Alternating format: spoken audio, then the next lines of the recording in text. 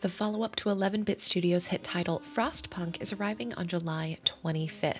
Thanks to the studio, I had the amazing opportunity to give it a try at an event in Poland, along with their other upcoming title, The Altars. So, how does Frostpunk 2 feel, and how does it stand up to and build upon the foundation of the original? And that's what we're going to get into today. Before we get started, hello, I'm Kimchica, and this is a first look at Frostpunk 2. If you like to discover a variety of games, especially indies, and savor them through thoughtful discussion and some personal reflection, I'd love it if you consider hitting the follow button and see if we can enjoy some games together. Frostpunk originally released in 2018 to strong critical acclaim, even getting nominations like Best Sim Strategy Game at the Game Awards and a BAFTA nomination for Narrative in 2019. This city builder was known for its tough-as-nails gameplay and incredibly dire narrative choices. Frostpunk 2 continues on in this alternative history and is set 30 years after the original game. What I appreciated is they didn't just set out to make a bigger snowstorm the main antagonizing factor of the game. Frostpunk 2 wants you to see if you can create a society that begins to thrive, not simply survive, and this will be done by focusing more heavily on the factions that make up your city, how you relate to them, and how they, in turn, relate to you. This shift in goals, intentions, and even how mechanics are structured made sense to me, and while it is different, I appreciated that the studio did want to try something new, and I think the game is accessible to a wider audience for it. As a final side note, all of the footage today was provided by 11-Bit Studios. While I got hands time, about 2 to 3 hours to dig into the game, we weren't able to record our play sessions. So thank you to 11-Bit Studios for providing this footage to help illustrate my thoughts as I share them. Survival is still absolutely a priority. Food, heat, raw materials, you will spend time breaking down the ice and filling your stores with what's needed. Expeditions play a huge role in that, as resources nearby have gotten quite slim, and you'll have to keep an eye on the conditions within your city to ensure you have a steady, healthy supply of workers and heat stamps to be able to keep the machine running. I'm happy to say that the management of resources and of the expeditions themselves feels immensely more smooth than I remember the first game feeling. Rather than focusing on individual buildings and materials like coal, you're now placing whole districts, and the currency is now heat stamps. Instead of measuring time in hours and days, you're now measuring days and months. Admittedly, it took a little bit for me to get comfortable with this more grand scale, but I did feel like it felt really rewarding and cool to see the city growing at a more speedy pace, and again, making that scope of the game feel much more impactful. Again, going with that earlier phrase that I mentioned, we've already survived. It's now time to find some sense of stability, whatever that ends up meaning to you as the steward of the city, and flourish. There's still a degree of trial and error, especially if you're like me and aren't super adept at strategy and survival games, but compared to the first title, I felt like less of my time was spent micromanaging resources and more time was spent attempting to navigate the politics of the city. My playthrough wasn't without some snafus though. I think tutorialization, especially for someone who isn't as familiar with this game and the world, needs a little bit of work. It was a bit touch and go.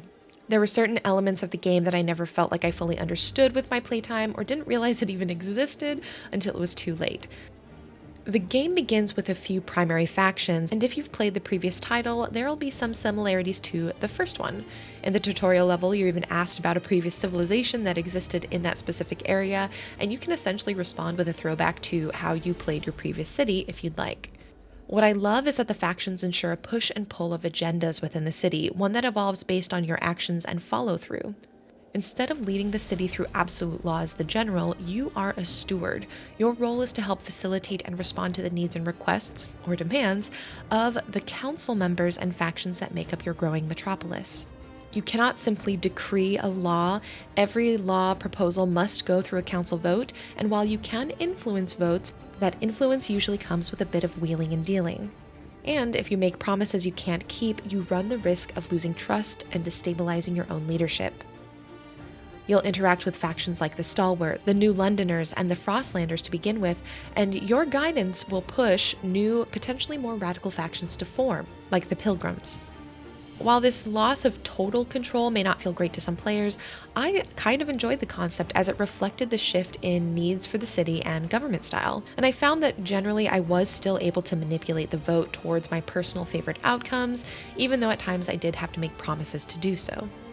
I'm especially excited because during the preview event, the studio mentioned that there will be a Twitch extension related to these council votes that bring the streamers community, the chat, into some of that decision-making process.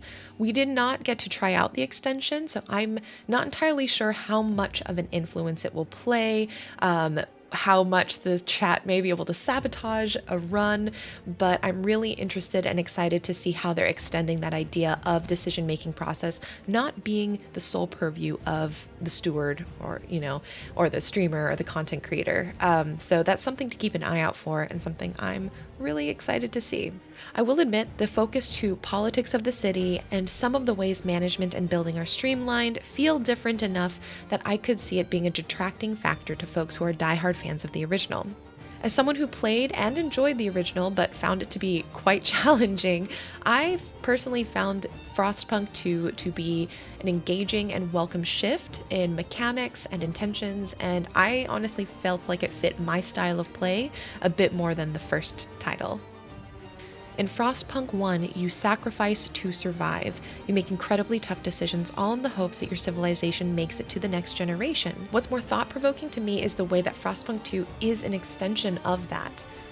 There's this idea of now being able to think about legacy beyond just survival, and the fact that this legacy isn't up to you, it's a future that others are invested in and wanting to see specific outcomes from. And I think that's a really cool concept, and I'm excited to see how it plays out in the full release of the game.